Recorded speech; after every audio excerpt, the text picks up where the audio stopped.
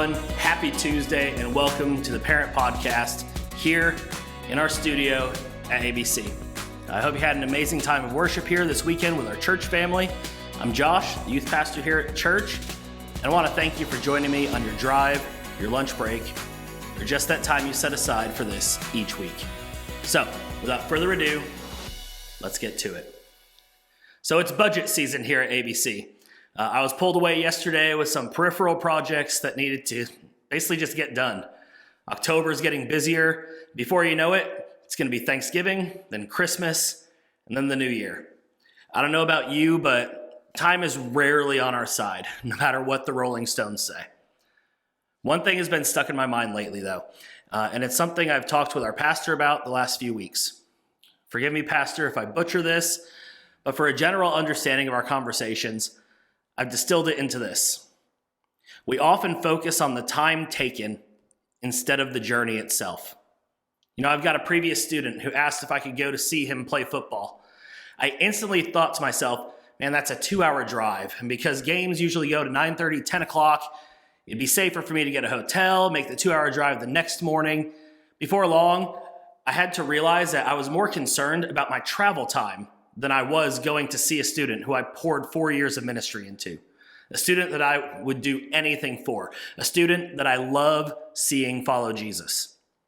You know, the book of Proverbs says in the King James, where there is no vision, the people perish.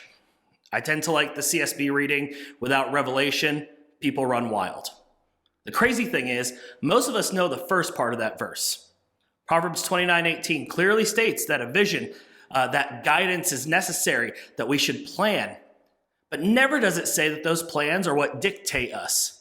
The second half of the verse says, but one who follows divine instructions, the King James says, keeps the law, is happy. I don't know if you caught that part like I did. The second part of that verse doesn't rely on my plans. It doesn't rely on my timing. It doesn't remove the focus from the issue of the process.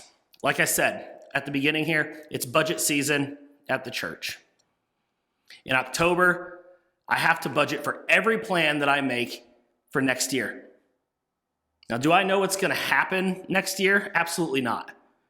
Do I know what's going to happen these next 3 months of this year? Absolutely not. But that doesn't keep me from planning.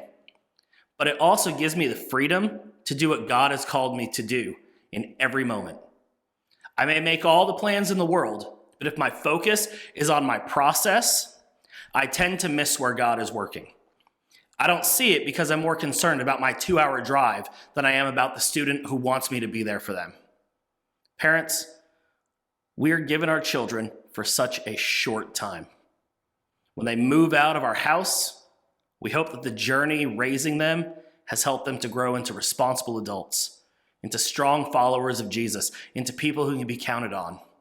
Now, my mother-in-law pointed out, she joked a little bit, that we have reached the halfway point for my daughter. And here's the crazy thing. It hasn't felt like 9 years. I still remember that little face that looked up at me from her NICU bed. I blinked, and now I have a courageous, sassy, beautiful little girl. I fear for that next blink where she's leaving my house and embarking on her own journey. I bring all that up to say my 9 years with her wasn't about me creating some master plan of parenting to raise up a perfect child. It's walking the journey with her. Am I aware that time passes? Yeah. But it's the journey that matters more than how much time I have to do it. The things that are most important in our lives rarely have a hard timeline involved. Focus this week on what matters most. Throw the timetable out the window and just enjoy the journey. One thing before we end today, it's beginning to be pumpkin patch season. Our pumpkins arrive Sunday, October 15th, around 3 o'clock, and we'll need every youth and parent involved to help unload the truck and to set up our pumpkin patch. Then, on October 16th, and running through the 31st, our first camp fundraiser for 2024 is happening in the church parking lot. Make sure to get your students to sign up for a shift or two throughout the month, and feel free to pick up a shift or two yourself to help us lower the cost of camp. We'll send out the sign-up link on our Parent Remind and also in the description of this week's episode. Guys, thank you so much for listening. Know that I'm always praying for you and your family every day. If you haven't already, make sure to follow our social media accounts on Facebook and on Instagram by searching for AB Youth Men. Also, go ahead and share our podcast so our reach can go out that much further. Thanks for joining me. We'll see you here at Acton Baptist and on the Parent Podcast next week.